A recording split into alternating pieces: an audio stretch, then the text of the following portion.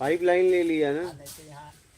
नहीं नर्मदे नहीं, हर गुरु जी, अभी प्रणाम। बोरिंग भी कराना है और पाइप लगा दिया। मात नर्मदे। नहीं नहीं, ले लिया। हाँ, इधर खुद लगा लिया वहाँ पे। जीवन में ताकत का महत्व। आप कोई भी चाहे सामाजिक काम करिए, चाहे कोई भी कार्य करिए, उसमें सबसे ज़रूरी है ताकत। अगर आपके पास ताकत है, जैसे आप दुकान गए, आपको सामान लेना है, सामान से पैसा कम है, तो आपका बात करने का तरीका अलग होगा कि मुझे सामान दिखाना। तो आप अपने समझ से सामान हल्का वाला लोगे, अच्छा और हल्का वाला। क्या कि अच्छा मिल जाए, काम चलाओ मिल जाए। लेकिन आपके पास अगर पैसा खूब है तो आप बोलोगे अच्छे से अच्छा सामान दिखाओ। क्या? तो वैसे ही आध्यात्म में भी, आत्मिक कल्याण के लिए भी ताकत चाहिए। वहाँ पे पैसा काम करता है, वहाँ पे भाव काम करता है। इतना शुद्ध भाव से आपने अपने भाव को मजबूत करके संकल्प किया है निर्विकार होने का। और जब आप कोई संकल्प लेते हो तो अनेक परीक्षाएं आती हैं। हाँ, अनेक अनेक तरह की आएंगी। बस आपको देखना है कि मेरे संकल्प से किसी को तकलीफ ना हो। मैं अपना आत्मिक कल्याण करने निकली हूँ या निकला हूँ, लेकिन और किसी को तकलीफ नहीं होनी चाहिए। अपने कर्तव्य को, दायित्व को निभाते हुए आगे बढ़िए। ताकत बहुत ज़रूरी है। अपने आप को, आप शरीर को वही पोषण दो जिससे शरीर को ताकत मिले। आप जैसे नशा करते हो तो इससे सबको पता है कि हमारी शरीर कमज़ोर होगा। चाहे बीड़ी पीजिए, चाहे आप गांजा पीजिए, चाहे सिगरेट पीजिए, आप सबको पता है। ऐसा नहीं, आप एक तरफ शरीर कमज़ोर कर रहे हो और पैसे की भी बर्बादी कर रहे हो। मतलब दो तरह से आपकी ताकत कम हो रही है, एक आर्थिक, एक शारीरिक। और फिर इसके बाद कोई रोग हो गया तो मानसिक। पूरी तरह परिवार टूट जाएगा, बिखर जाएगा। इसलिए आप पहले तो खान पान का ध्यान रखिए, फिर इसके बाद बोलचाल। बोलचाल में एक ताकत होती है कि कौन से शब्द किस भाव से आप बाहर फेंक रहे हो। जैसे आप बॉल फेंकते हो ना, तो बॉल फेंक में आप देखो, ताकत जितना ताकत लगाते हो उतना दूर जाता है। और आप हल्के से फेंक दो, आपको जहाँ फेंकना रहता है पहले सोचते हो कितनी दूर फेंकना है, उस हिसाब से आप बॉल फेंकते हो। ठीक है, वैसे ही हमारे बात करने का तरीका होना चाहिए कि सामने कितनी दूर आदमी बैठा है, उसी ताकत से शब्द को फेंकिए। ऐसा नहीं कि आपके सामने व्यक्ति बगल में है और पता चला हम उस ताकत से उसे बात कर रहे हैं कि वहाँ वाला सुन रहा है, उसे चोट लग रही, लेकिन ये बात आपको समझ में नहीं आ रही। जैसे बॉल अगर है तो वहाँ व्यक्ति है, वहाँ जैसे फेंक रहे थे और व्यक्ति यहाँ चला है और उसी हिसाब से अगर आप फेंक रहे हो तो उसे चोट लगेगी। तो बोलने का तरीका होना चाहिए। मैं दायरा कहाँ है, कितने में, कितने दायरे में मुझे बोलना है, उस हिसाब से शब्द ऊर्जा के साथ निकालना चाहिए। हम कभी कभी ऐसा होता है कि मेरे बगल में व्यक्ति है, लेकिन हम इतनी ऊर्जा से शब्द को फेंकते हैं कि बहुत दूर तक सुनाई देता है। तो उस व्यक्ति को कितनी चोट लगती होगी ये आपको नहीं समझ में आती। और हम बड़े आसानी से कह देते हैं कि मेरी भाषा ही ऐसी है, क्या करूं। बदलो, बदलना जीवन है, बदलाव करना जीवन है। खान पीन, बोल चाल, उठना बैठना, सब पे आप ध्यान रखिए, क्योंकि आप हर वक्त संचित कर रहे हो। सुन के, देख के, सुगंध से, स्वाद से, स्पर्श से, हर, आप चाहे चाहो चाहे ना चाहो। अब बोर्ड पे क्या लिखा है अगर आपको पढ़ना आता है, आप चाहो या ना चाहो पढ़ लोगे क्या, और उसका मतलब भी समझ लोगे। तो इसलिए सोच समझ के बातचीत करो, सोच समझ के उठो बैठो, जगह पे जाओ, क्योंकि हर वक्त आप ऊर्जा को, जानकारी को एकत्रित कर रहे हो। और जानकारी समझ में आ गई तो वही जानकारी ऊर्जा बन जाती है। क्या? वही जानकारी ऊर्जा बन जाती है।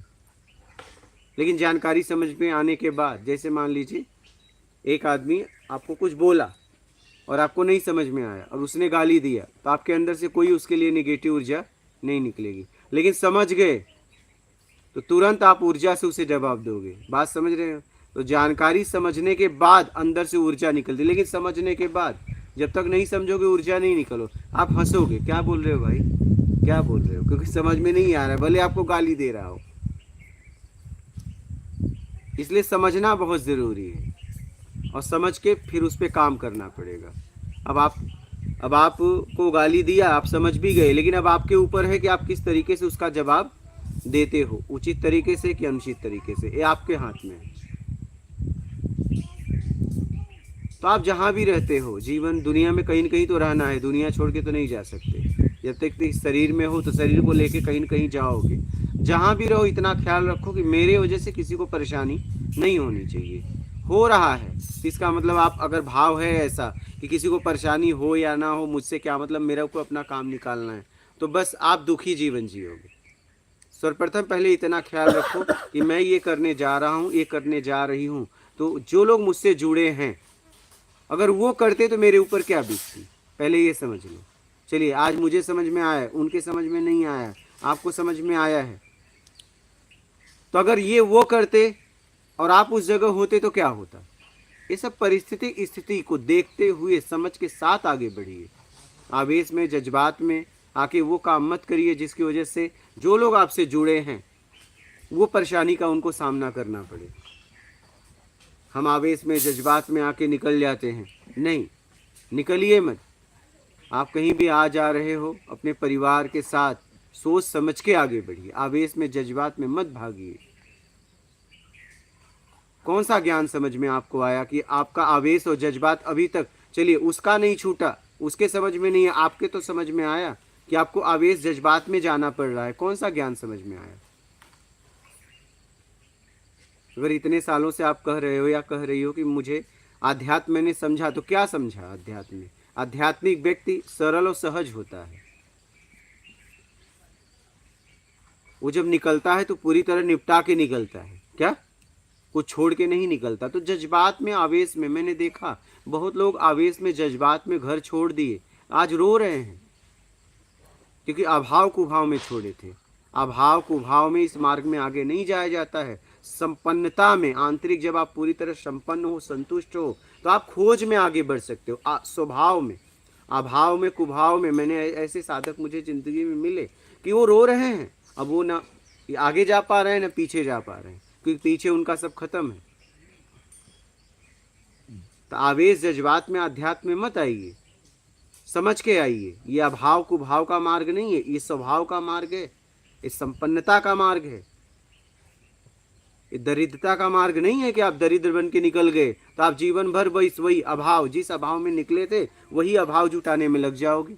कुभाव में निकले हो तो लोगों को गाली वगैरह दे के दबाना चाहोगे, या तो आप राजसी प्रवृत्ति में चले जाओगे, राजसी साधक हो जाओगे, या तो तामसी हो जाओगे, तांत्रिक में चले जाओगे। लोगों को धमकाओगे और कहोगे मैं राज करना चाहूँगा, क्योंकि आप इसी स्थिति में घर से निकले हो। ऐसे बहुत लोग अपना जीवन बर्बाद कर रहे हैं। बहुत सोच समझ के निकलिए, ये समझ का मार्ग है अध्यात्म। आवेश में, जज्बात में फैसला मत लीजिए। और क्या अध्यात्म को समझा आपने? ठीक है, वो आप गुस्सा कर रहा है, ठीक है, आप तो समझ गए ना, आप मत करो ना। पता तो तब चलेगा जब आपकी स्थिति का पता तब चलेगा जब आपके विपरीत परिस्थितियां बनेंगी। आप जैसा चाह रहे हो वैसा परिस्थिति है, तब तो आप सरल भी हो, सहज भी हो, आध्यात्मिक भी हो। जब आपके विपरीत परिस्थितियां बने और उस समय आपकी मनोदशा क्या है, मानसिक स्थिति क्या है, तब आपको समझ में आएगा आपकी आंतरिक स्थिति क्या है। सब आपके तरीके से हो रहा है तब तो आप सरल ही हो, सहज भी हो, सज्जन भी हो। लेकिन आपके विपरीत परिस्थितियां बन गई और उस परिस्थिति में आपका मानसिक मनोदशा क्या है, उसमें आपको समझना पड़ेगा। विपरीत परिस्थिति में जैसा आप नहीं चाहते थे वैसा सामने वाले ने आपके साथ बर्ताव किया, और उस स्थिति में आपकी मनोदशा, मानसिक स्थिति को जांचिए, क्या बनी।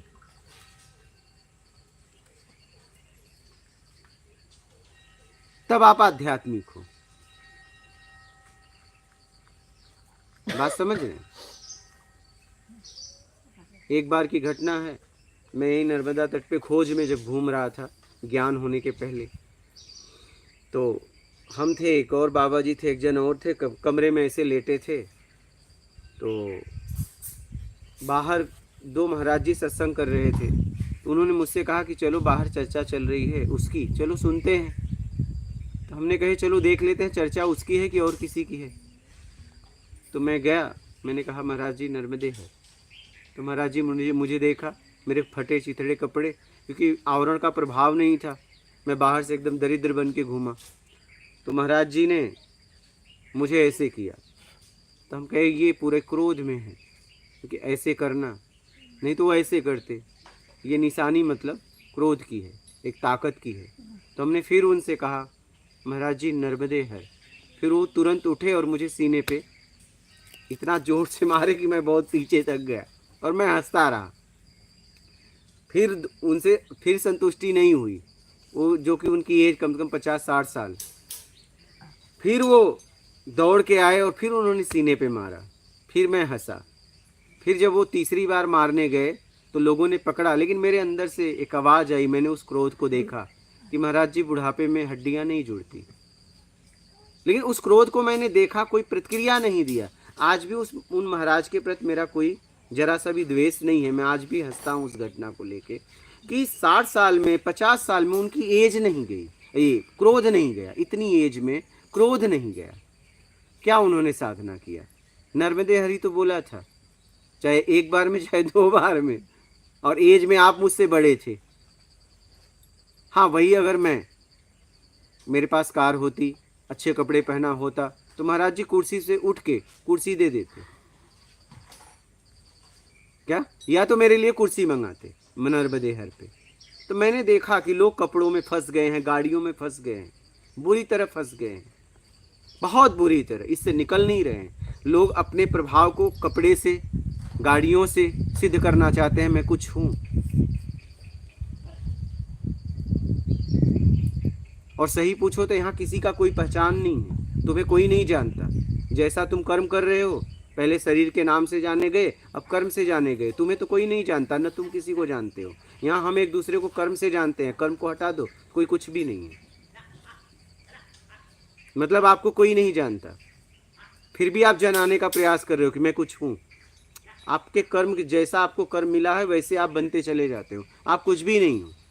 अगर आप देख पाओ तो देख पाओ, अगर आपकी ज़िंदगी से आपका कर्म हटा दिया जाए फिर आप क्या हो? कुछ भी नहीं हो। यहाँ कोई किसी को नहीं जानता और हर व्यक्ति एक दूसरे को जानने का प्रयास कर रहा है। जिसको भी हम जानते हैं स्वभाव से जानते हैं, जैसा कर्म, वही आदमी हमारे लिए कभी अच्छा रहता है कभी बुरा। वही माँ मेरे लिए बड़ी प्यारी थी, अब प्यारी नहीं है। वही बेटा बहुत प्यारा था, अब प्यारा नहीं है। नहीं, ऐसा होता है ना? क्यों भाई? बदलाव कहाँ से हुआ? दोनों स्थिति में आप थे। जब वो प्यारी थी तो भी, प्यारा था तो भी, नहीं था तो भी, था तो भी, हर स्थिति में आप थे, वो भी था। बदलाव कैसे हो रहा है? स्वभाव की वजह से। जैसा स्वभाव सामने वाला कर रहा है वैसा वैसा उसके लिए आपके अंदर बदलाव हो रहा है। मतलब आप व्यक्तिगत उसे अभी पहचान नहीं पाए हो। यहाँ कोई किसी को नहीं जानता, इसीलिए तो हम उसी आदमी को कभी अच्छा कहते हैं, कभी बुरा कहते हैं, कभी सज्जन कहते हैं, कभी दुर्जन कहते हैं, क्योंकि कर्म से लोग यहाँ के एक दूसरे को जानते हैं। यहाँ व्यक्तिगत किसी की पहचान नहीं, इसलिए जिंदगी को जी लो। और ज्ञान यही है कि जीते हुए बस इतना भाव रखो कि मेरे जीने से किसी को तकलीफ ना हो, इसी को ज्ञान कहते हैं।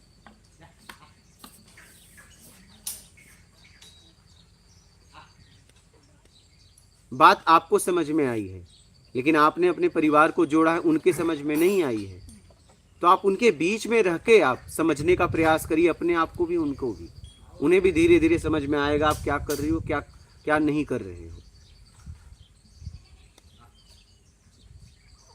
कुछ पाने के लिए कुछ मत छोड़िए, कुछ पाने के लिए काम करिए, कुछ छूट जाएगा, जिंदा या मुर्दा सब छूट जाएगा, कुछ बचने वाला नहीं है। शुरुआत में भी किसी काम में कुछ नहीं रहता और आखिरी में भी कुछ नहीं रहता। बीच में कुछ सीखना है तो सीख लो, यही जिंदगी है। क्या सीखते हो आपके ऊपर है, देख लो, क्योंकि ये नहीं रहेगा। क्या शुरुआत में भी कुछ नहीं, देखो आपके पास कोई काम नहीं रहता तो कहते हो कोई काम नहीं, मिलता है तो कहते हो कोई काम है, और आखिरी में होने के बाद कहते हो कोई काम नहीं, कुछ खत्म। शुरुआत भी कुछ नहीं और आखिरी भी कुछ नहीं, यही जिंदगी है। इसलिए बीच में सीख लो अगर सीखना है तो, नहीं यही ये वस्तुएं यहीं की यहीं रह जाएगी। ये आपको सीखने के लिए मिला है। अब आप सीखते हो कि इसमें उपयोग होते हो, आपके ऊपर है। अपने आप को बर्बाद करते हो कि आबाद करते हो, ये आपके हाथ में है। ईमानदारी से जीते हो, बेईमानी से जीते हो, ये आपके हाथ में है। देश काल स्थिति परिस्थिति में आपको कर्म करना पड़ेगा। अब आप किस तरीके से करोगे आपके ऊपर है। तरीका का छूट आपको मिला है, कर्ता का अधिकार दिया गया। देख लो आपको कैसे जीना है, ईमानदारी से कि बेईमानी से। बेईमानी से पतन होगा, ईमानदारी में आप होगे और सब छूटता जाएगा। छुड़ाने की ज़रूरत नहीं है, बस ईमानदारी से जीना चालू कर दो, सब छूट जाएगा। इसलिए अपनी ताकत को समझो।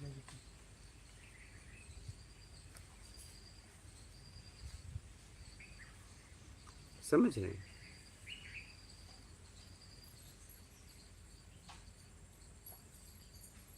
और खान पान में उन वस्तुओं का उपयोग करो जो आपके शरीर के लिए लाभदायक हो। जो आप उम्मीद करते हो मेरे बच्चे ना करें, तो आप भी मत करो।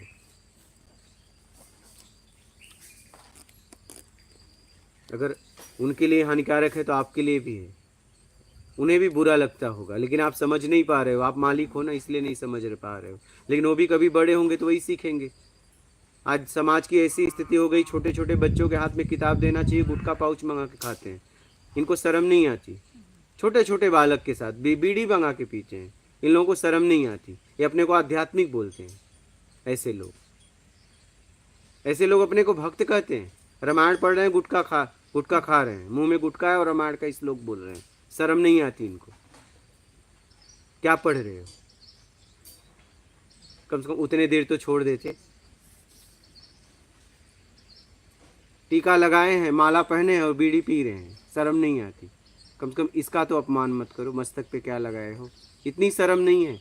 कम से कम पीने के पहले इसको तो मिटा देते। एक समुदाय को जिन्होंने इसको बनाने में त्याग किया है, किसी को बदनाम तो मत करो।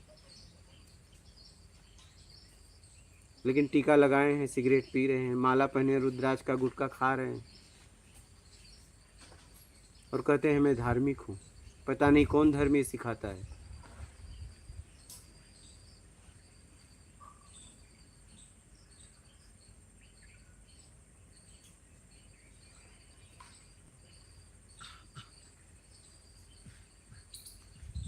गांजा को भी प्रसादी बना के पी लिया, मतलब भगवान तक को नहीं छोड़ा। सोचिए, शर्म नहीं आती? बताओ, भांग गांजा को ये प्रसाद बता रहे हैं, शर्म नहीं आ रही। भगवान के नाम पे पी रहे हैं,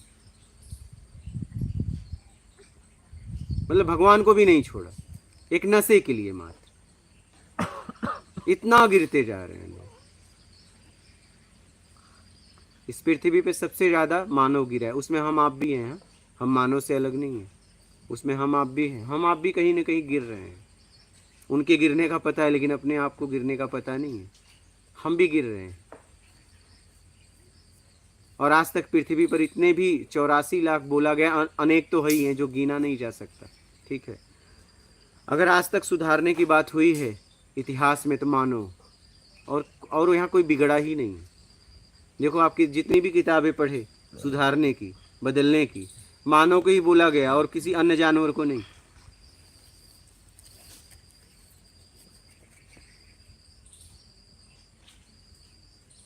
ये खुद गलत करता है और अपने बच्चों को नहीं करने देता। और वही बच्चे जब बड़ा होंगे तो तुम्हें दबाएंगे, फिर खुद करेंगे। वही तो सीख रहे हैं ना। आप अपनी पीढ़ी को क्या देके जा रहे हो? नशा, बुराइयां। क्योंकि बच्चे तो बंदर की तरह होते हैं ना, उनका स्वभाव बंदर की तरह होता है। आप जो करते हो घर में, वही वो देख के जीवन में अपनाते हैं आगे।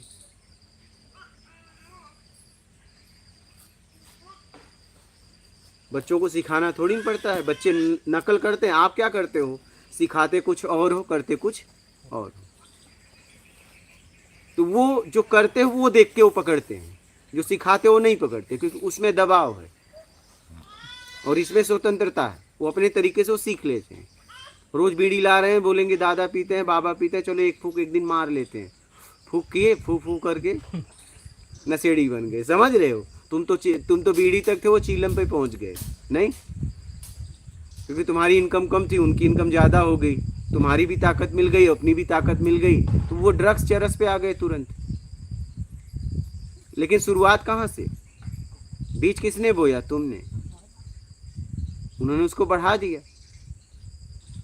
तुम उनसे बीड़ी मंगाए, वो चरस तक पहुंच गए, ड्रग्स तक पहुंच गए। काश तुमने बीड़ी ना दी होती।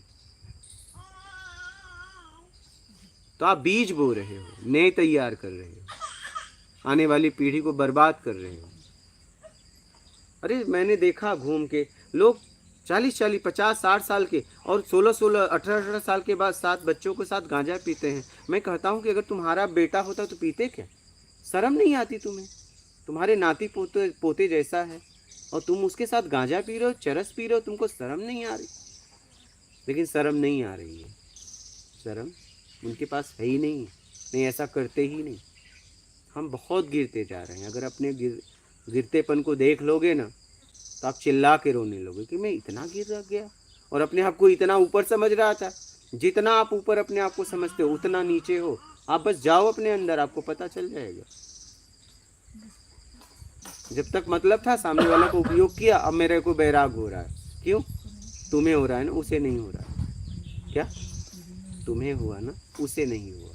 ये बात नहीं दिख रही?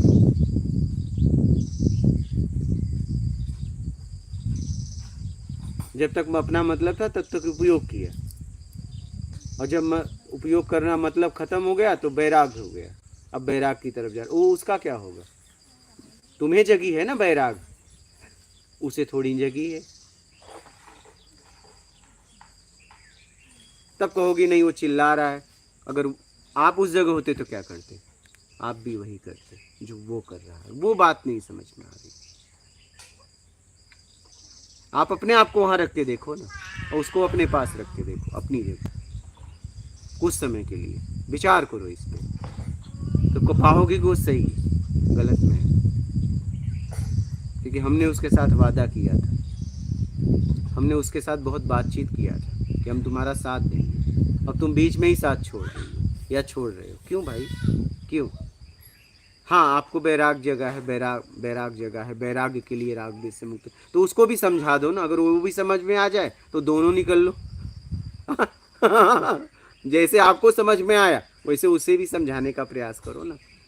हाँ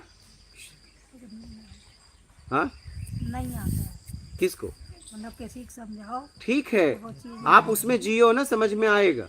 उसमें जीना चालू करो, आएगा। क्यों नहीं आएगा? आपको भी तो पहले नहीं थी समझ। उस समय पहले ऐसा था ना, आपके पास भी नहीं थी, आपको आई ना, वैसे उसको आएगा। क्यों नहीं आएगा? क्यों नहीं आएगा? रास्ते में निकलने में कांटे तो बहुत झेलने पड़ते। ठीक है, उस कांटों का सामना आपने किया ना, तो कांटे वो नहीं हैं जिन्हें आप कांटा समझ रहे। उन्होंने तो आपको सपोर्ट किया है जीवन भर। वो तो हमें एहसान मानते हैं। हाँ ठीक है, लेकिन उनको तकलीफ दे के मन ना भागिए, उनकी भावनाओं को समझिए, अपनी भावनाओं को व्यक्त करिए।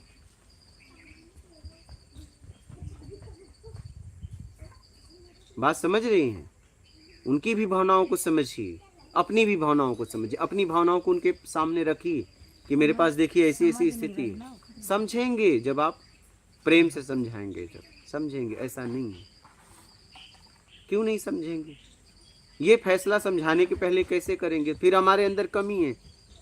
आप उस तरीके से समझा, जब आप इन लोगों को नहीं समझा सकते तो उसको कैसे समझाओगे? ये बताओ, ये तो इनसे भी पावरफुल है। जरा समझो इस बात को। जब इनको ही आप नहीं झेल पाए, इन्हें नहीं समझा पाए, तो उसको कैसे समझाते ना। हाँ, वो हमको समझाने वाले बैठे हैं ना। इसलिए सोच समझ के यात्रा करो। आवेश में, जज्बात में मत निकलिए आप लोग। बहुत लोग अब मेरे से रोते हुए मिले, जीवन गुजार दिए। मौला क्या हुआ? बोले मैं हार गया, लेकिन मन नहीं हारा। 70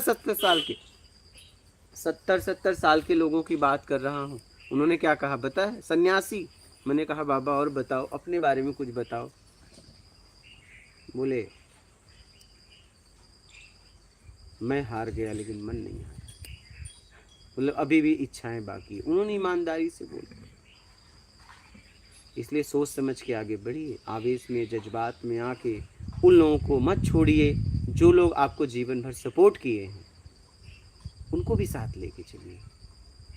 जैसे आपको समझ में आया वैसे वहाँ रह के जियो, उनको भी कभी समझ में आएगा। अगर आपको लगता है कि ये मार्ग उचित है तो उन्हें भी ले जाइए ना, उन्हें क्यों छोड़ के जा रहे हैं, उन्हें भी ले जाइए। जाएंगे, क्यों नहीं जाएंगे। कुछ समय पहले आपको भी समझ नहीं थी, अपनी बात को रखिए, तो अपनी बात को रखिए पूरी तरह।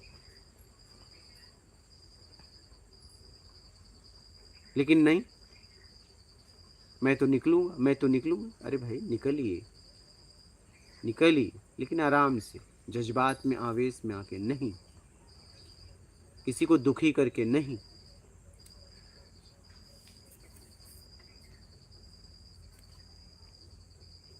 कुछ पाने के लिए कुछ मत छोड़िए, क्योंकि कुछ पाना चाहते हो, वो तो अभी शुरुआत भी नहीं, लेकिन जो कुछ छोड़ रहे उन्होंने आपकी बड़ी सहायता की है। क्या? हाँ, ये कुछ पाने के लिए काम करो, ये छूट जाएगा, जिंदा या मुर्दा सब छूट जाएगा। यहाँ कुछ बचेगा थोड़ी ना, कुछ बचेगा क्या? तब सब छूट जाएगा। आराम से छोड़ो ना, ईमानदारी में छोड़ो ना।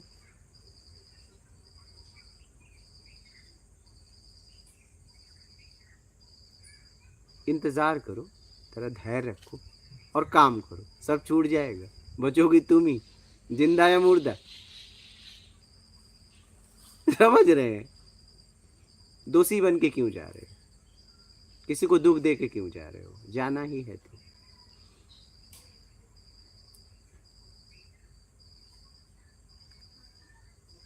समझ के निकलो, समझा के निकलो।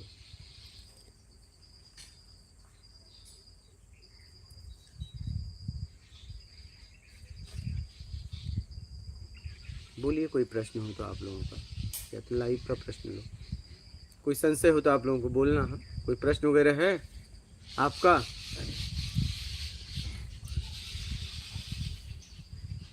हमने तो बहुत कोशिश करी।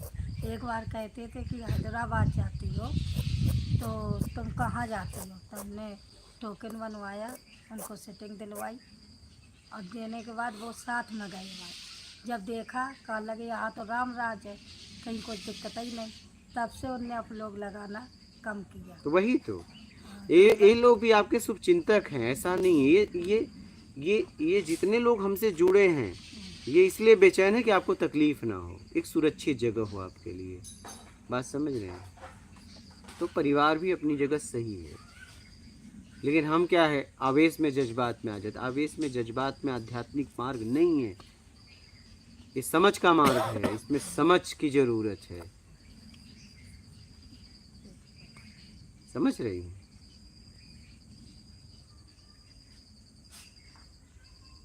बोलिए। मैं हाँ बोलिए, आप कुछ बोलिए, बोलिए, ले लेंगे। आपकी बात से बिल्कुल सहमत हूँ। मेरा भी सोचने का तरीका काफ़ी हद तक ऐसा ही है। मैं जहाँ काम करता हूँ, मैं अभी आध्यात्म को क्या है वो मैं नहीं समझता, ज़िंदगी को समझता हूँ, लोगों को समझता हूँ। मैं अपने ऑफिस में बात करूँ अपनी डेली रूटीन की या अपने साथ में जो काम करने वालों की, मैं एक मैनेजर हूँ, मेडिसिन बनाता हूँ कंपनी में। मेरे साथ में 10 से 12 लोग काम करते हैं जो मेरे अंडर में हैं, मेरे कलीग हैं। अगर मैं उनके परिवार का एक मुखिया हूँ, अगर जोड़ा जाए, वो हमारा एक परिवार है, क्योंकि मैं घर से ज़्यादा उधर उनके साथ टाइम बिताता हूँ।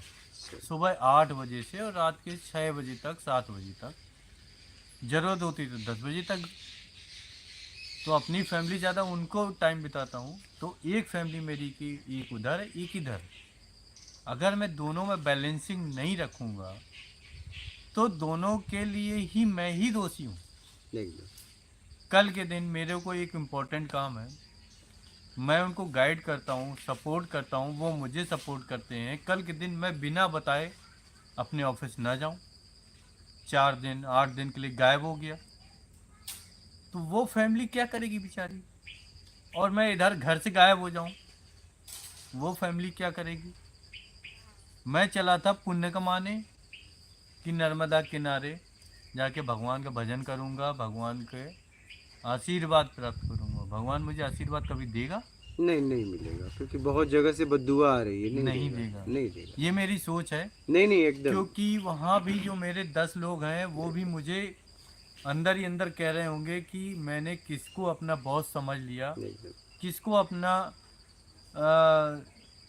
हम सफ़र समझ लिया, और मेरी फैमिली भी कहेगी कि ये कैसा परिवार का मुखिया हमें ही छोड़ के चला गया। सही सही। क्या मैं उस जगह सही हो सकता हूँ? नहीं नहीं सही। चलिए, उन्होंने जो समझना था समझ लिया। अब मैं अपनी बात करूँ, अपनी समझ की बात करूँ। मैं आके नर्मदा किनारे बैठ गया, किसी बहुत अच्छे आश्रम में बैठ गया, भगवान का भजन करने लगा, तो क्या मेरा पूरी तरह से भजन में मन लगेगा? नहीं कैसे लगेगा, उतने लोग खींच रहे हैं आपको। नहीं लगेगा, नहीं लगेगा। क्योंकि जो ऊर्जा की हाँ बात हाँ, कर रहे हैं एकदम आप, एकदम। इस ऊर्जा में आप कहीं भी काम करेंगे, जब तक वो ऊर्जा एक जगह इकट्ठी नहीं होगी नहीं, तो उसका इम्पैक्ट नहीं होगा। एकदम।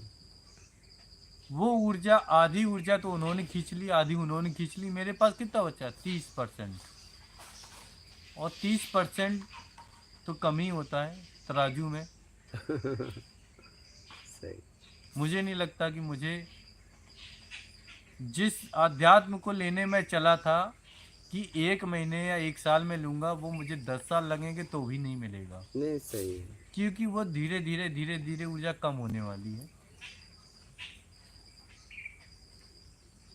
मैं जब परिवार के साथ, अपनी फैमिली के साथ कहते हैं कि मुझे मंदिर जाना है, मैं उनसे क्या कहता हूँ, संडे को चलते हैं, सैटरडे की शाम को चलते हैं। रीज़न क्या है? संडे को जाऊँगा तो फ्री रहूँगा, और सैटरडे की शाम के रहूँगा तो आगे वाला आने वाले दिन के ऑफिस का कोई काम का मुझे टेंशन नहीं रहेगा कि सुबह जल्दी जगना है, फिर ऑफिस जाना है। इसलिए तो मैं उस जगह मंदिर में जाके भगवान का भजन उनके साथ बैठ के कर सकता हूँ, पूरी भगवान तरह का कर दर्शन सकते कर हैं। सकता हूँ। वो मुझे समझ में आता है। अब मैं किधर गलत हूँ शायद मैं नहीं समझ सकता, मेरी थिंकिंग ऐसी है। नहीं नहीं एकदम सही। अब मैं गलत हूँ या सही, कई बार क्या होता है कि जब हम छोटे थे, बच्चे थे, तो घर में बैठते थे, बुक लेके नहीं समझ में आता था तब भी कर लेते, अगर आंसर आ गया तो हम बिल्कुल सही हैं। तरीका गलत था वो हमारा, एकदम आंसर सही था, तरीका गलत था। एकदम एकदम। जब हम वही किताब लेके स्कूल में बैठते थे, नहीं समझ में आ रहा है तो हम नहीं लगाते थे उसको, क्योंकि हमें आ नहीं रहा, हमारे साथ में सपोर्टर बैठा है, टीचर हमारा, सर हमें नहीं समझ में आ रहा, तो वो तरीका भी सही बताता था और उसका आंसर भी सही आता था। बराबर।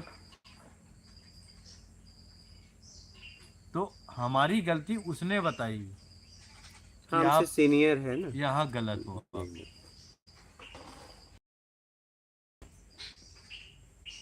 अब आप मुझे थोड़ा सा एक बताइए कि मेरी सोच में कहाँ कमी है। नहीं नहीं, कमी हो तो बताएं ना, ऐसा कुछ नहीं है। नहीं, सकता कमी हो, नहीं नहीं, आदमी होता क्या तो हम बोल देते। एकदम सही है।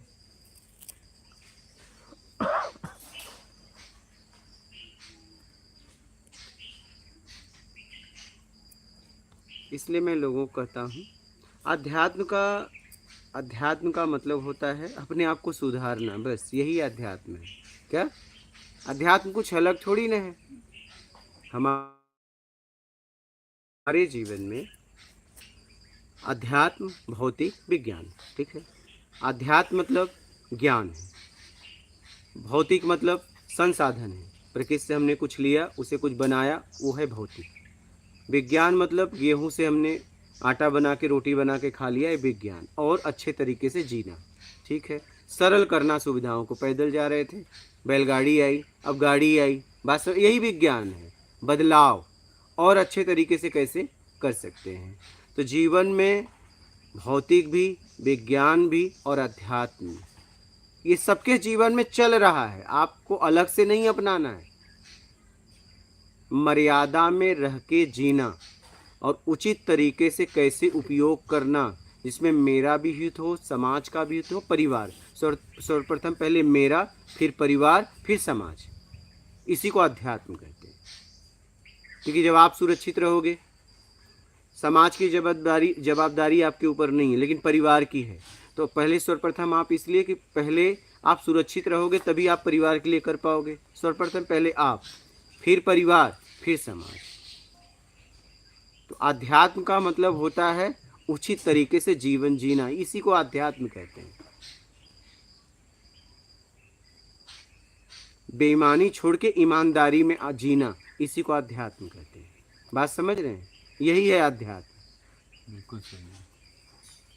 अध्यात्म कुछ अलग नहीं है, यही है अध्यात्म। ईमानदारी से जीते हुए सत्कर्म करना, जरूरतमंद की, जिस लायक मैं हूँ, धन से, तन से, ज्ञान से जरूरतमंद की सेवा करना, जितना मुझे अधिकार है। ठीक है, ईमानदारी से जीवन जीते हुए सत्कर्म में लगे रहना, इसी को कहते हैं अध्यात्म। यही है अध्यात्म। अध्यात्म कुछ अलग नहीं, इसी को अध्यात्म कहते हैं।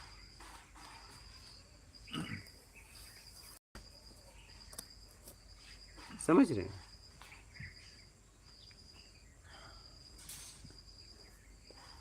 और ये नहीं कर पाए तो वही अध्यात्म के नाम से भटकते रहो जिंदगी भर, कुछ मिलने वाला नहीं है। अगर ये नहीं कर पाए तो ईमानदारी और सत्कर्म, अगर ये नहीं कर पाए तो जिंदगी भर ऐसे भटकते रह जाओ अध्यात्म के नाम पे। यही है अध्यात्म। जितने लोगों ने आज तक बोला है, इसके अंदर ही बोला है। जितने भी 4 वेद, 18 पुराण, 6 शास्त्र, जितने भी महापुरुषों ने अभी तक बोला है, इसके अंदर ही बोला है, इसके ऊपर नहीं बोला जा सकता। क्या? हाँ, ऐसे जीवन जीने के लिए इतना बोला गया है, ईमानदारी और सत्कर्म। क्या? आप बिल्कुल सही कह रहे हैं। मैं एक चीज़ और ऐड करूँगा। हाँ। आपके चारों तरफ उजाला है, एक आध्यात्म का, एक आपके शरीर का, एक आपके परिवार का, एक समाज का। आप जो बल्ब जलाओगे उजाला आपको मिलेगा। चारों बल्ब एक साथ जला लो, बैलेंसिंग बना के रखो। हाँ, एकदम। आप ये उजाले छोड़ के आप चारों अध्यात्म की दुनिया में चले जाएं, मतलब ये आत्म अध्यात्म आपके पास ही, चारों तरफ ही।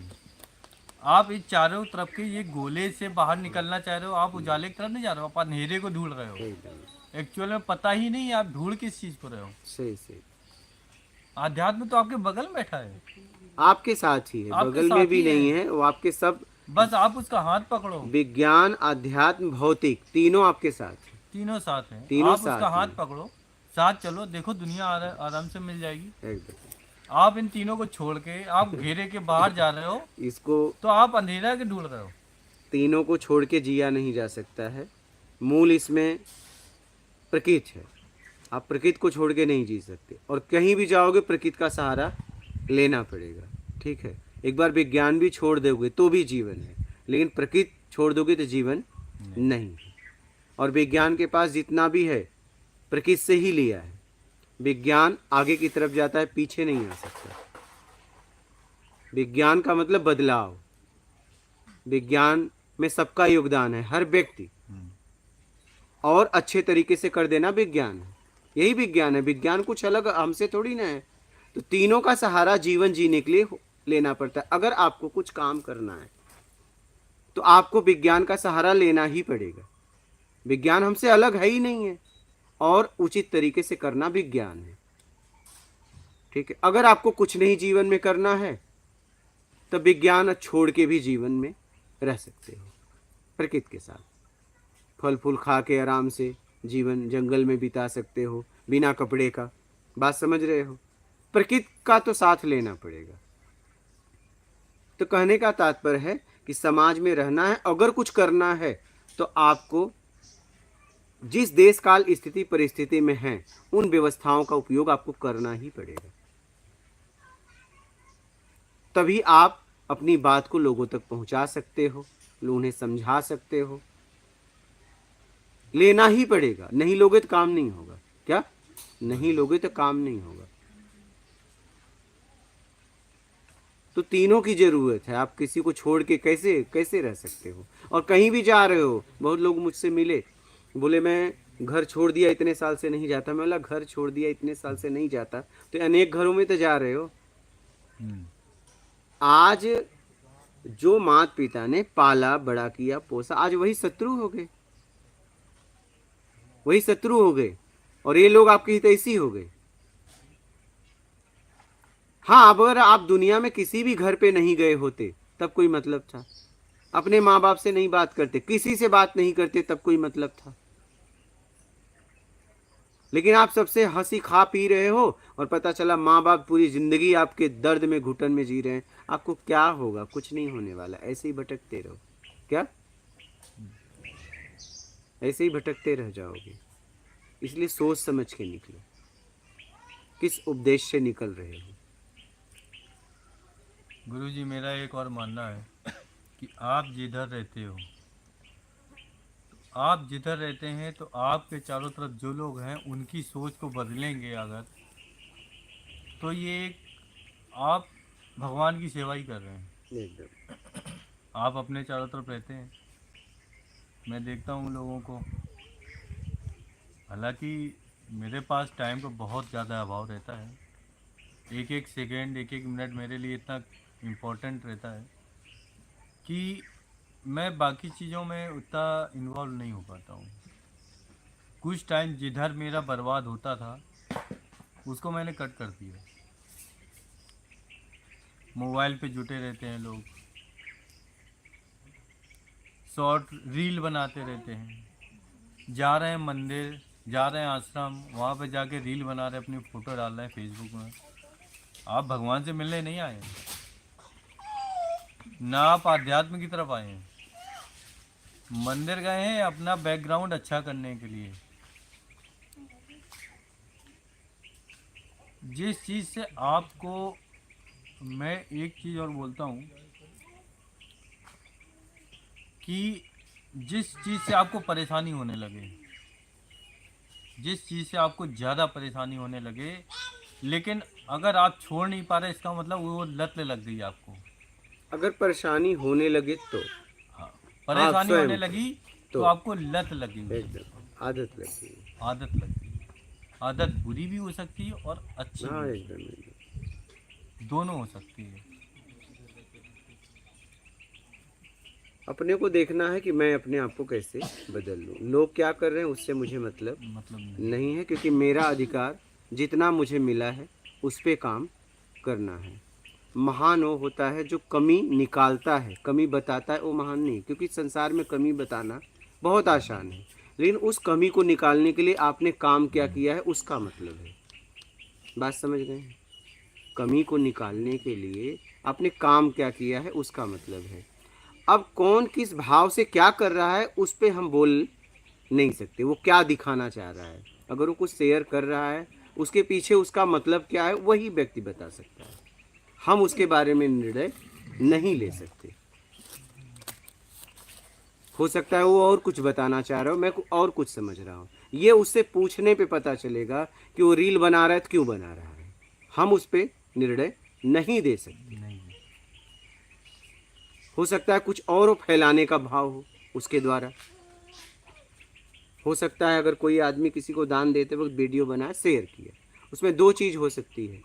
एक मान के लिए, या तो ये उसका भाव ये हो सकता है कि मैंने किया अब लोग देखेंगे, कई लोग और भी कर सकते हैं। अब ये कौन सा भाव है ये वो जानता है। अगर आप निर्णय कर रहे हो तो ये आपकी अज्ञानता है, ये उससे मिलने पे पता चलेगा। आप ये कपड़ा पहना हो, मैं इनसे भी ये भी नहीं बता सकती कि ये कपड़ा आपने किस स्थिति में पहना है। क्या आपके पास एक ही था, क्या आपके पास कई था, सबसे अच्छा ये था। बात समझ रहे हो? या तो जल्दबाजी में पहन लिया, पहनना कुछ और था। ये नहीं बता सकती। जो कि आपकी माँ है, जो कि आपकी माँ है, ये नहीं बता सकती। अनुमान लगा देंगी, लेकिन बता यहाँ एक ही आदमी सकता है, वो आप। अगर मुझे इस कपड़े के बारे में पूछना है तो इनसे न पूछ के आपसे ही पूछना पड़ेगा। अच्छा, एक बात और इसमें, आप सही बता रहे हो गलत बता रहे हो इसका भी मैं कुछ नहीं बोल सकता। हाँ, आप समझ रहे हो? एक गिलास अगर आपने, मैंने पानी मांगा, आपने पिलाया, किस भाव से पिलाए हो आप ये सिद्ध नहीं कर सकते। इसलिए अपनी स्थिति कैसे बदल जाए उसके लिए काम करो। अगर आप बदलोगे तो लोगों को भी प्रेरणा मिलेगी, आपके जीवन को देख के वो सीखेंगे। बस यही ज़िंदगी है। किसी के बारे में अनुमान लगाने की कोई आवश्यकता नहीं है, क्योंकि अनुमान लगाने में भटकाव हो जाता है। क्योंकि ज़्यादातर हम अनुमान अहम भाव में लगाते हैं लोगों को गिराने के लिए कि मैं ठीक, ये ठीक नहीं, बस इसी में अनुमान चलता रहता है। मैं इनसे अच्छा, बात समझ रहे हैं? इसलिए अनुमान लगाना ही नहीं चाहिए, बस अपना काम करना चाहिए। अनुमान लगाने से कर्ता का भाव प्रकट होता है, कर्ता का भाव प्रकट होने से अहम भाव खड़ा होता है, और अहम भाव हमारे अंदर से अहंकार जागृत करता है और वो हमें गिराता है। इसलिए कभी जीवन में अनुमान ना लगाना जब तक प्रत्यक्ष ना हो जाए। अप्रत्यक्ष में अनुमान ना लगाना। अनुमान लगाना ही भटकाव है। जैसे आपने कुछ देर कहा कि मंदिर लोग जाते हैं, वीडियो रील बनाते हैं, पता नहीं उनका क्या भाव है। हो सकता है कोई संदेश ही दे रहे हैं। हम उनके बारे में कुछ भी नहीं बोल सकते। हम अपने बारे में बोल सकते हैं कि मैं किस भाव से मैं ये काम कर रहा हूँ। बात समझ रहे हैं? किसी के बारे में कुछ बोला नहीं जा सकता। कौन किस भाव से कौन सा काम कर रहा है, क्योंकि कर्म दिखता है, भाव नहीं दिखता। एक स्त्री हो चाहे पुरुष हो, एक बालक को दूर झापड़ मार रहा है, ये बताया नहीं जा सकता कि उसको सुधरने के लिए मार रहा है कि ये बालक ने उसके बच्चे को मारा और इसलिए वो बदला लेने के लिए मार रही, ये बताया नहीं जा सकता। ये जाके वहाँ पे स्थिति देख के फैसला किया जा सकता है कि ऐसा क्यों हो रहा है। लेकिन आप दूर से नहीं, कुछ बोल नहीं सकते। हो सकता है कि उसको सुधारने के लिए मार रही हो सकता है बदले के भाव में मार रही हो, कुछ बोल नहीं सकते। बात समझ रहे हैं? किसी के बारे में कभी अनुमान कभी मत लगाइए। अनुमान लगाना ही भटकाव है। अगर कोई रील बना रहा है, कोई शेयर कर रहा है, पता नहीं उसका उद्देश्य क्या है, उसके पीछे वही जानता है। क्या? वही जानता है। इसलिए आप क्या कर रहे हो वो देख लो। देख पाओ तो बस इतना देख पाओ कि मैं क्या कर रहा हूँ और मेरे करने से क्या हो रहा है। मैंने भी समाज से बहुत कुछ लिया है, मेरा भी कर्तव्य है अपना स्वयं और परिवार को देखते हुए समाज में मेरा भी कुछ योगदान हो, चाहे जैसे भी। 1 लाख को नहीं तो एक व्यक्ति को तो भोजन हम हफ्ते में 1 दिन करा ही सकते हैं। अगर उतना भी नहीं तो 1 दिन का उपवास रखना, पाचन क्रिया सही रहती है। चिड़ियों को दाना डाल सकते हैं, अन्नदान महादान। 1 मुट्ठी दाना डाल देंगे, 1 मुट्ठी से हमारा पाचन क्रिया सही रहेगा, अनेक जीव भोजन कर लेंगे। क्योंकि 84 लाख योनि बोला गया है, और इतनी तो है ही है, हम संख्या गिन नहीं सकते। इतने जीव तो हमारे सामने हैं कि हम लोग संख्या गिन नहीं सकते। तो मनुष्य एक ऐसा है जो पैदा करके खाता है, बाकी अन्य जीव भोजन और भोग ढूंढते हैं। बात समझ रहे हैं? तो हमारा कर्तव्य है कि हम और लोगों के लिए क्या कर सकें। अभी हम आपको बता रहे हैं, यहाँ हम चिड़ियों को भोजन, जब से आए हैं गिलहरियों को भोजन, उसका वीडियो बना के हमने अपने चैनल पे अपलोड किया। फिर वहाँ से रिटर्न जवाब आया कि अब हमने भी चालू किया। बात समझ रहे हैं? हमने भी चालू किया। वो मैसेज भी किए, लिखे कि आप जब से बोले आपको देख के हमने भी चालू। अब बताइए कि उस वीडियो से कितने लोगों को प्रेरणा मिली, मुझे जाके कहना भी नहीं पड़ा व्यक्तिगत। तो हम बोल नहीं सकते कि कौन व्यक्ति किस उद्देश्य से काम कर रहा है। और मेरा भाव यही रहता है कि मैं ये करते हुए लोगों को दिखाऊंगा तो कोई न कोई इसमें से एक सीख लिया। काम तो उचित है ना, किसी भूखे को भोजन करा रहा हूँ, अगर एक ने भी किया तो बहुत है। शेयर करने का मतलब निकल जाएगा। क्या? हमारे घर पे 3 सेट, हम उसमें जाके सुबह सुबह 1 मुट्ठी चावल डाल देते हैं। वो चिड़ियाँ जब आती हैं, कुटर कुटर करती, मुझे बड़ा सुकून मिलता है। एक आत्मिक सुकून मिलता है, शब्दों में व्यक्त नहीं कर सकते। एक आत्मिक सुकून मिलता है। तो गुरुजी ये चावल नहीं चिड़ियों को खिलाना चाहिए ना? पता नहीं ऐसा। ये मुझे पता चावल नहीं क्या है। है कि ठंडा होता है, हाँ। उसकी तासीर जो है ना ठंडी होती हाँ, है। ऐसा लोगों को उसमें जो बोलो। चिड़िया मेरे समझ से पका नहीं खिलाना चाहिए ज़्यादा। जो गर्भ से मुझे होती भी है जो ऐसे- चिड़िया, हाँ। उनको नुकसान हो जाता है। हाँ। मुझे एक्चुअली में पता नहीं, मैं तो बस एक भाव से कि मेन उनको खाना मिल जाएगा। बाजरा बजरी अगर रोज खिलाना है तो मिक्स कर लो। मैं डेली नहीं खिला पाता हूँ। हाँ। जब मुझे मैं ला के रखा हूँ, सूर्यदेव को पानी ऐसे तो डालने जाता ऐसे हूँ। तो डेली खिलाना चाहिए। मैं बता रहा हूँ कि जब मैं सूर्यदेव को पानी वो जल चढ़ाने जाता हूँ, हाँ। ये तो वो अंदर बैठ जाए। ऐसा भी मैंने नहीं, बहुत अच्छा, पहले छत पे लगाया, फिर पेड़ पे बहुत लगाया। अच्छा। अभी मैं आपको बताऊं, ये हॉल बन रहा है। अब हॉल के नीचे मैं कई चिड़ियों का घर मतलब मंगाऊंगा। वो बारजा है ना, उसके नीचे पूरा लाइन से एक एक करके कुछ दूरी पे लगा दूंगा कि एक घर में अनेक घर। तो हमें ऐसा करना चाहिए, क्योंकि अभी कच्चा घर नहीं रहा, हाँ तो अब वो कहाँ घोंसला बनाए। हाँ। तो हमारा कर्तव्य है, एक दो घर तो हम ला ही सकते हैं और कहीं भी घर में टांग दें। मैं आपको बताऊँ, काफ़ी टाइम पहले मुझे ऐसा लगने लगा था गौरैया नहीं दिखती है। हाँ, अभी मेरे बाहर बहुत गौरैया दिखती है, तो अब चारा डालने लगे ना? बहुत दिखती है, बहुत। चारा मैं भी डालता हूँ, अगल बगल वाले भी डालते हैं। रोज डालिए, डेली। उनको खाना पूरा मिलता है, हमारे यहाँ से मिलेगा, अगल बगल सब एक साथ रो हाउस बने हुए हैं, सब लोग डालते हैं। रोज डालिए। बोलिए, प्रश्न बोलिए। लाइफ, ये जीवन में जाना ही है, कुछ करते हुए निकल लो। और क्या, जाना तो पक्का है। चाहे आप कुछ भी करो, चाहे अच्छा करो चाहे बुरा करो। आई है जाने के लिए। हाँ, फिर बोलो वाला, कुछ बोल रहे हो? वो हम जरा जाएंगे मतलब। ऐसा? हाँ, वो क्या, ये बुआ जी और ये महेश्वर से आएंगे। अच्छा अच्छा, ठीक है। और बिस्किट वगैरह खाना है? बिस्किट खाना नहीं है? नहीं, बस हाँ,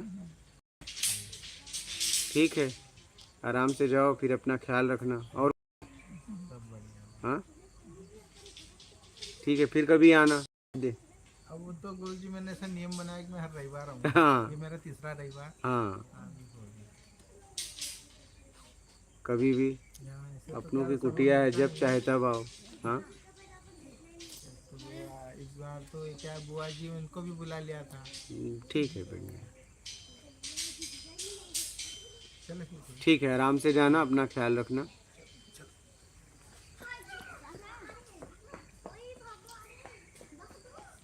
बात तो समझ में आई आप लोगों को? मानवता को जागृत करो अपने अंदर से। मानव शरीर पाने के बाद भी हम मानवता को जागृत नहीं कर पा रहे हैं। सोना नहीं, ठीक। हाँ, आराम से जाना है, ठीक है, अपना ख्याल रखो। नहीं नहीं नहीं, ठीक है, कोई बात नहीं, वो तो बच्चे हैं। ठीक है बेटा, आराम से। ठीक, ठीक है, मात नर्मदे। हाँ, कभी भी आना, जब आपके लोगों की इच्छा हो चले आना। ठीक है माता जी। बात समझ में आई कि नहीं आप लोगों को? आप लोगों को जिनके साथ रहो खुशियों से जियो, और क्या। बेटे ही हाँ, वाला ये भाई का लड़का है। ठीक। हमारे बुआ जी हैं। हाँ, बुआ जी के लड़के हैं। आपको बात समझ में आई? हाँ, ठीक है, लगा बहुत अच्छा लगा। ठीक है, अपना ख्याल रखना। हाँ, माता जी, ठीक, माता बोलिए। राज कपाड़िया। जय गुरुदेव, प्रणाम मात नर्मदे हर। माता जी, राधे श्याम जी गोयल। नर्मदे हर गुरुदेव जी, और आपके चरणों में कोटि कोटि प्रणाम। सत साहिब जी। विवेश जखमड़ा। इतने अच्छे विचार आते कहाँ से है? जीने से, उसमें जीने से। बोलिए। लोकेश पटेल। मात नर्मदे हर गुरु जी। माता जी, स्तवन दास। जय गुरुदेव जी।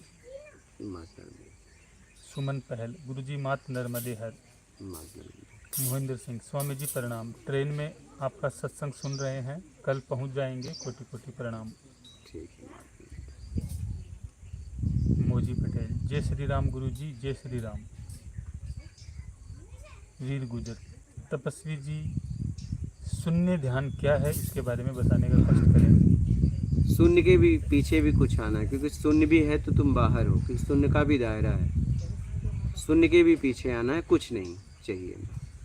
बोलिए। टेक्नो। प्रणाम गुरु जी। कैलाश सोरसिया। गुरु जी मात नर्मदे हर। चरण स्पर्श।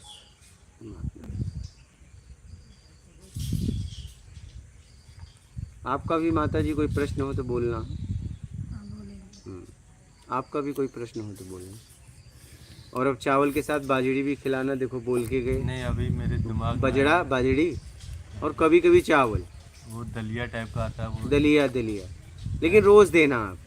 हाँ ये मैं प्रैक्टिस डालूंगा रोज। नहीं, प्रेस्टिक मत डालना, रोज देना। देना ही है, हाँ। देना ही है। ये एकदम मैं भी डालूंगा और बेटों को भी एकदम दिलाऊंगा। बोल देना रोज, उसकी भी आदत क्योंकि डालूंगा। वो निर्भर हो जाते हैं कि आज यहाँ रात मिलेगी। रात भर सोए, सुबह उठे कि चलो। अभी ऐसा एक्चुअली में ऐसा हो रहा था हाँ। कि मैं डालता था, पानी बरस गया तो बह कोई बात नहीं, अब ठंडी आ गई, अब रोज देना, रोज देना।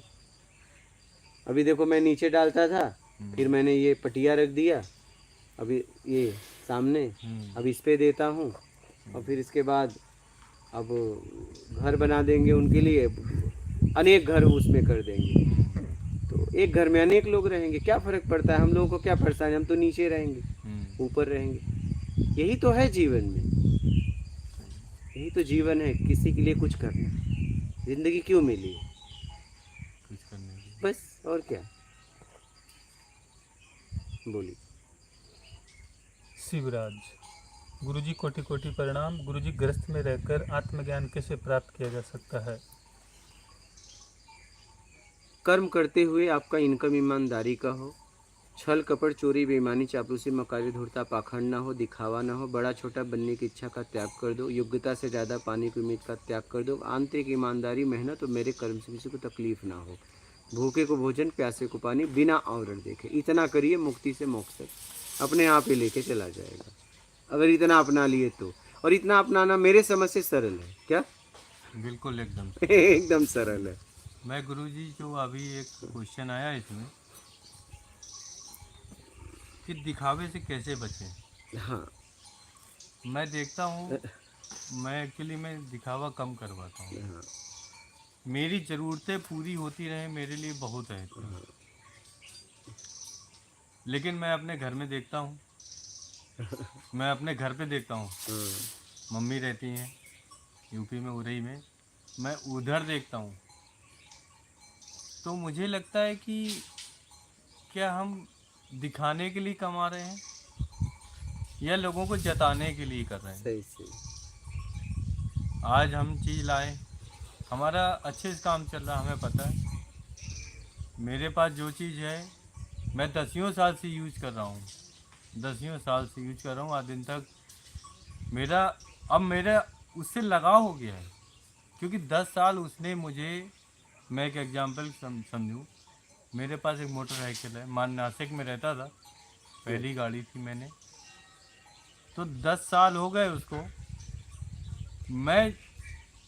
वो मेरी उतनी ही हेल्प करती है जितना मैं उसको। हाँ? थाने से फोन आया है। बाद में बात करेंगे, हाँ करेंगे बाद में करेंगे, सत्संग चल रहा है अभी। बाद में। वो गाड़ी मेरी उतनी ही हेल्प करती है जितनी मुझे ज़रूरत है, मैं उसकी भी उतनी ही हेल्प करता हूँ जितनी उसकी ज़रूरत है। हाँ तो बात कर लेंगे ना, बोलिए, आपको सामने से फ़ोन कर देंगे। सत्संग पूरा हो जाएगा, कर दिया आपने। हम कर देंगे फ़ोन दोबारा शाम उनको।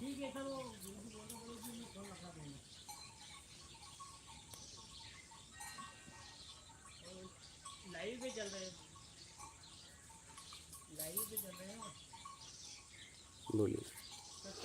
मुझे उससे लगाव हो गया, निर्जीव है फिर भी लगाव हो गया है, क्योंकि मैं 10 साल से उससे रह रहा हूँ, उसके साथ। तो ये मेरे घर में क्यों नहीं लोग समझते हैं कि आप जिस चीज़ में आप शुरू से साथ में रहते आए हो, उस चीज़ का आपने इस्तेमाल किया है, तो उसका एहसान हो गया आपके ऊपर कि उसने आपकी पूरी सहायता की है।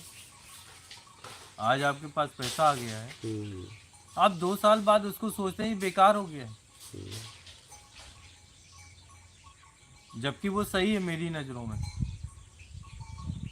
जब मेरे साथ वो चीज़ 10 साल रह सकती है, 10 साल में वो मुझे सपोर्ट कर सकती है, तो ऐसा कैसे हो सकता है कि आपके साथ 2 साल बाद वो आपके लिए बेकार हो गया, कबाड़ हो गया। ये सोच कब लोगों की चेंज होगी? क्या हम दिखाने के लिए कर रहे हैं? मान की इच्छा का त्याग कर दो बस, हैं? मान की इच्छा का त्याग कर दो। जो मान पाने की इच्छा है उसका त्याग कर दो, सब ठीक हो जाएगा। सबसे खतरनाक ये, तो लोगों को ये कब समझ में आएगा? जब भी समझे। मैं ये सोचता हूँ जब समझा जब रहे मैं नहीं समझ रहे, दुरुपयोग हो रहा जब मैं तो जब क्या मैं किया जाए? जब सदुपयोग मैं करने की क्षमता ही अपनी नहीं है। ग्रेजुएशन कंप्लीट किया था हम्म, या जब भी पढ़ता भी था, हम्म, तो पढ़ने के बाद भी मैं जब घर पे आया तो मैं कभी कभी यही सोचता हूँ कि मैंने पढ़ ले के अपने आप को तो सुधार लिया। हम्म, मैं कहता हूँ मैं जितना हूँ कि मैंने अपने आप को समझा लिया, अपने फैमिली को सुधार लिया। फैमिली मतलब मैं, मेरी वाइफ, बेटा। हम्म। लेकिन मेरी उस पढ़ाई का क्या कि मैं अपनी फैमिली मतलब अपने घर वालों को नहीं समझा पा रहा हूँ। कितनी बार भी समझाया मैंने, घर वालों को नहीं समझा पा रहा हूँ या और लोगों को नहीं समझा पा रहा हूँ। वो कब काम आएगा? बस मान की इच्छा का त्याग करो और आप समझो। आप पहले तो आप समझो और फिर उसमें जियो, और जितना समझा सकते हो समझाओ, जितना जिसका स्तर है। सबके यहाँ क्षमता अलग अलग है, बात समझ रहे हो? एक जैसी क्षमता नहीं है, शरीर से लेके बाहर से लेके अंदर तक। तो धीरे धीरे समझेंगे। देखिए वही व्यक्ति कोई अलग स्पीड से समझता है, कोई अलग स्पीड से, सबकी अलग अलग बुद्धि है, बुद्धि की क्षमता जो होती है अलग अलग है। तो आराम आराम से आप प्रयास करते रहिए। भाई इन्होंने बहुत कोशिश कर ली, हमने भी घर में कोशिश कर ली, नहीं कोई मानती है। लेकिन हमने तुम्हें पढ़ाया लिखाया सब कुछ किया, घर ही से खर्चा दिया, तुमने इतने बस सर्विस होते हो गई। भले घर में खूब है, लेकिन तुमने सोचा कि लो माँ के लिए कुछ करें। कहना तो बहुत सरल है, तुम सही है। ऑफिसर बन जाओ चाहे कोई बन जाओ, लेकिन अगर माँ बाप के लिए जिसने नहीं किया हाँ, तो तुम हाँ। फैमिली में कितना भी करते रहो और कोई- कितनी कोई भी मतलब पूजा नहीं। करना सब बेकार है। ये भी सही कह रही हैं। देखिए मैं एक चीज़ और बोलूँगा। इनकी हमें बातों पे आप कमी क्या नहीं, कहोगे? हमें मैं एक चीज़ और बोलूँगा इस मामले में। हाँ, ये बात सही है। उतना एक्चुअली मैं सिटी में रहता हूँ। हम्म, मेरी प्राइम रिस्पॉन्सिबिलिटी है, जो पहली प्राथमिकता है, जो मेरे साथ रहेगा। हाँ, मेरे घर में मेरे अच्छा ये बताइए आपको कि एक गाड़ी वाला आता है, आपके यहाँ रुकता है, हम्म, उसका पेट भरा हुआ है, हम्म, मुझे दिख रहा है इसको कोई ज़रूरत नहीं है, हम्म,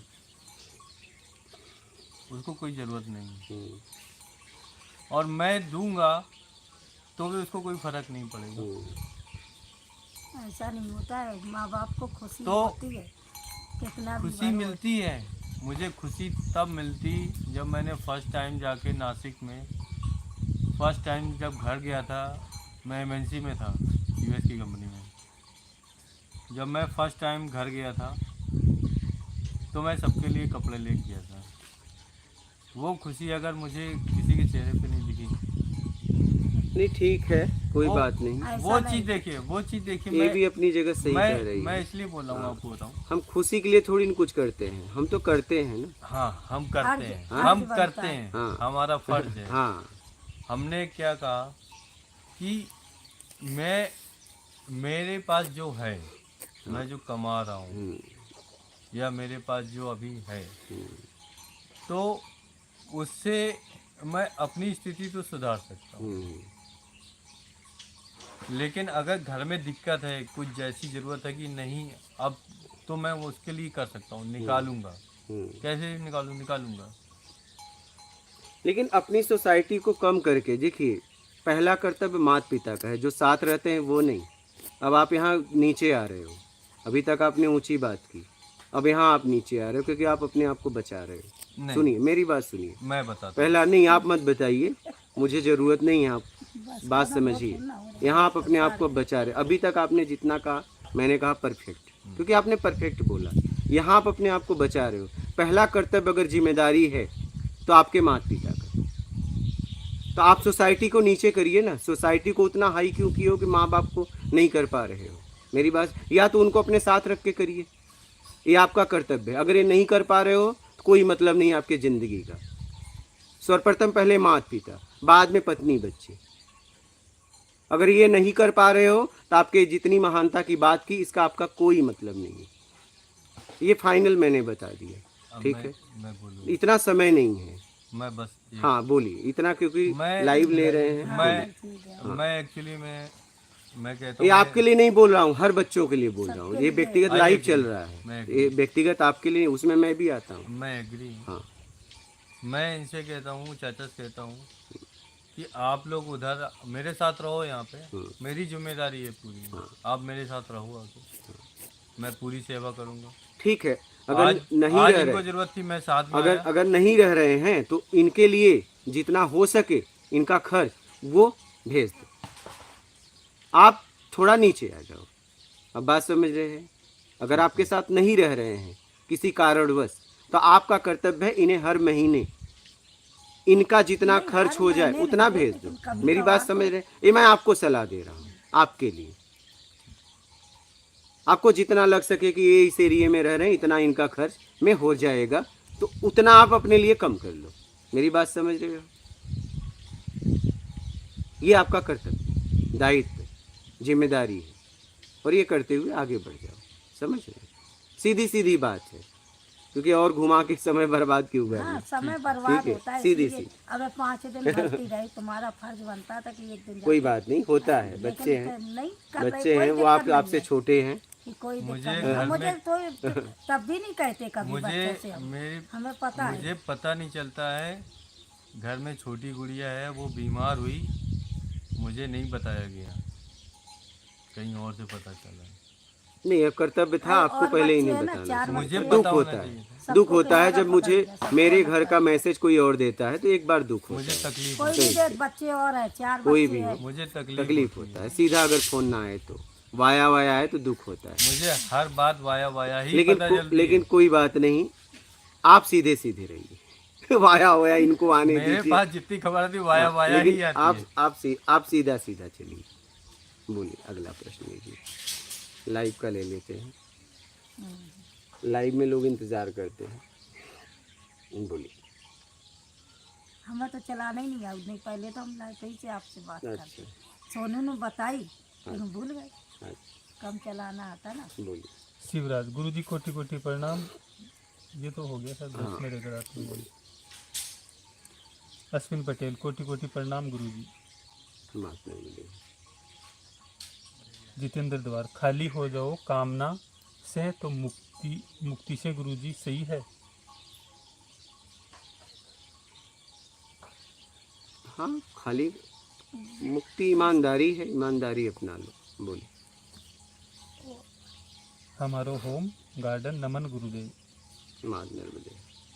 देसी बोल योगी जी प्रणाम। योगी जी इस दीपावली को आत्मबोध दीपावली कैसे बनाएं, कृपया बताने का कष्ट करें। बस ईमानदारी को अपना के, पूरी तरह सत्कर्म को अपना के जीवन में। बोलिए। आई थी गुरु जी के चरणों में नमन। माँ नर्मदे।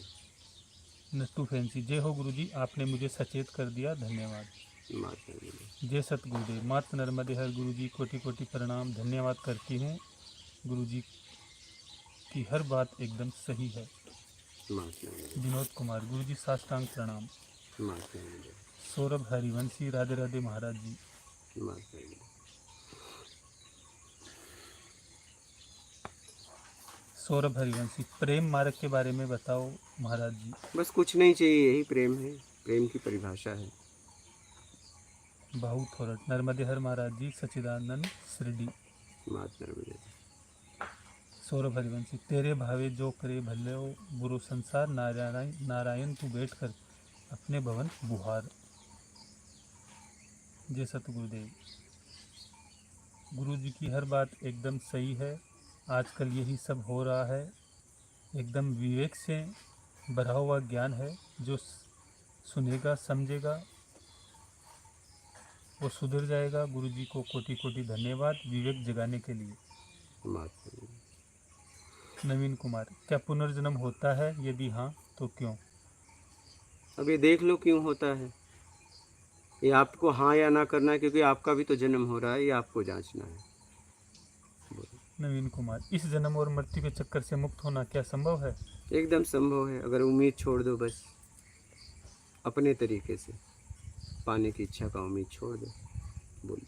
एस कुमार तिवारी, गुरुजी नर्मदे हर। माता सौरभ हरिवंशी, क्या अपने कल्याण का स्वार्थ रखना ही परमार्थ है? इसको स्वार्थ नहीं कहते हैं। बोलिए। भागीरथ सिंह राठौड़, मात नर्मदे हर। माता नर्मदे। हेतल मेहता, प्रेम प्रणाम दादा। माता नर्मदे।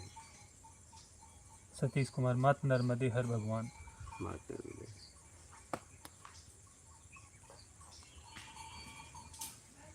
देव वैदिक ज्योतिष, गुरुदेव भगवान प्रणाम। माता नर्मदे। नीलेश छगनानी, जय हो बाबा स्वामी। मुन्ना वादा, जय गुरुदेव। अर्जुन अग्रवाल, नर्मदे हर। माता नर्मदे।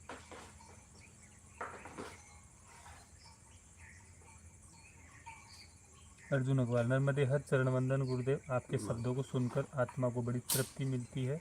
जो काम हम कर रहे हैं, इस काम के जंजाल से कैसे बाहर निकलें और आपके सानिध्य में जीवन कैसे बिताएं? अपने तरीके से चाहिए उसका त्याग करो, ईमानदारी से जीवन जियो, सत्कर्म करो। बोलिए। आई थी गुरुजी, मात नर्मदे हर। माता नर्मदे।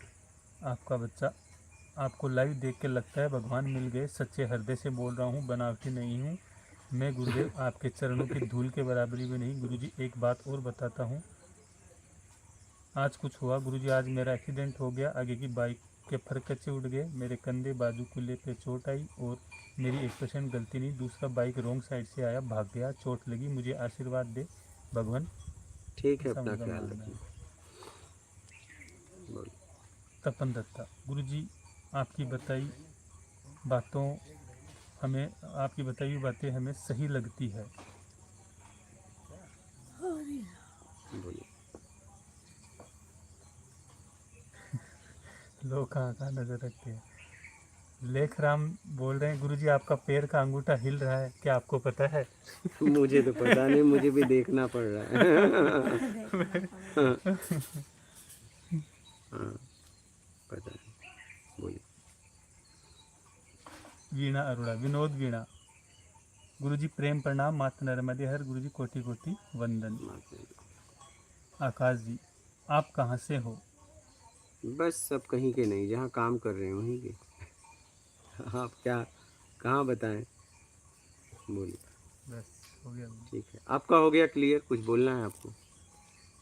इनका ख्याल रखिए जहाँ भी रहिए, अपने लिए सर्वप्रथम किसी भी माता पिता का, बस व्यक्तिगत मैं इनका नहीं बोल रहा हूँ, माता पिता की जिम्मेदारी बच्चों के ऊपर रहती है और ये जिम्मेदारी ज़्यादा इनकी जिम्मेदारी है क्योंकि इनसे आप हो। ये ध्यान मैं ये बात नहीं मानती। ठीक है, मानेंगे आप तो मानो। मैं इनसे ठीक। क्या कहता हूँ, इनको डायबिटीज़ की है प्रॉब्लम। अब काफ़ी टाइम से तो मैं इंदौर में रहता हूँ। मैं इनको कहता हूँ कि आप अपनी एक दिनचर्या बनाओ। मैं बीमार कम से कम रहता हूँ और नहीं चाहता भी हूँ। परहेज करना चाहिए। ये एक तो परहेज नहीं नहीं करना करते। चाहिए, आप परहेज करिए। सोने का टाइम या जगने का टाइम या खाने का टाइम या दवाई का टाइम फिक्स नहीं है। कोई बात नहीं, अब आप इतना ख्याल रखिए कि आपको टाइम से दवा लीजिए। आप भी परेशान हो और परहेज रखिए, सबसे बड़ी बात परहेज रखिए। ठीक है, और आपसे जितना हो सके इनके लिए कुछ अपने लिए कम करिए, इनके लिए बढ़ा दीजिए। ठीक वो हम है, कर लेंगे। हो गया? जी। ठीक है, माता नर्मदे। नर्मदे